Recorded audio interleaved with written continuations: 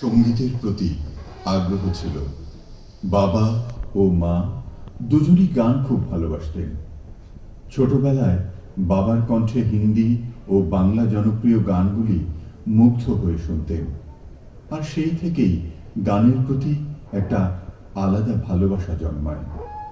পরবর্তীতে তিনি কলেজ জীবন থেকে সঙ্গীত চর্চা শুরু করেন। তাঁর সঙ্গীত চর্চার হাতেখড়ি হয় মরহুম মেজবাউদ্দিন আহমেদ, মরহুম আনোয়ার মুফতি এবং মরহুম নুরুল ইসলাম মুফতির মাধ্যমে। আলিয়া আরিফ 1987 সালে জনাব সৈয়দ মোহাম্মদ আরিফের সাথে বিবাহ বন্ধনে আবদ্ধ হন।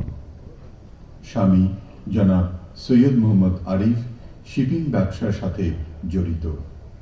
তাছাড়া বর্তমানে তিনি বাংলাদেশ শিপিং অ্যাসোসিয়েশনের চেয়ারম্যান হিসেবে দায়িত্ব পালন করছেন।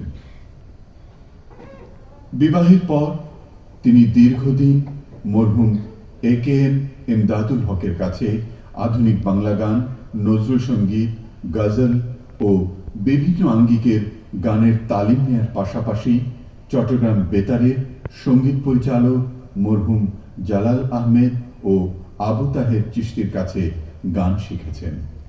তিনি জয়ন্তী লালার কাছেও নজরুল সঙ্গীত এবং সুরবন্ধু অশোক চৌধুরীর কাছে উচ্চাঙ্গ সঙ্গীতে তালিম নিয়েছিলেন। আলিয়া আরিফ 1994 সালে চট্টগ্রাম বেতার ও 2000 সালে বাংলাদেশ টেলিভিশন চট্টগ্রামের সঙ্গীত শিল্পী হিসেবে তালিকাভুক্ত হন।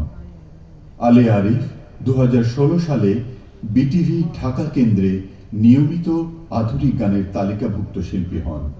বর্তমানে তিনি চট্টগ্রাম বেতারের বিশেষ শ্রেণী এবং বাংলাদেশ টেলিভিশন চট্টগ্রাম কেন্দ্রের উচ্চ শ্রেণীর তালিকাভুক্ত শিল্পী।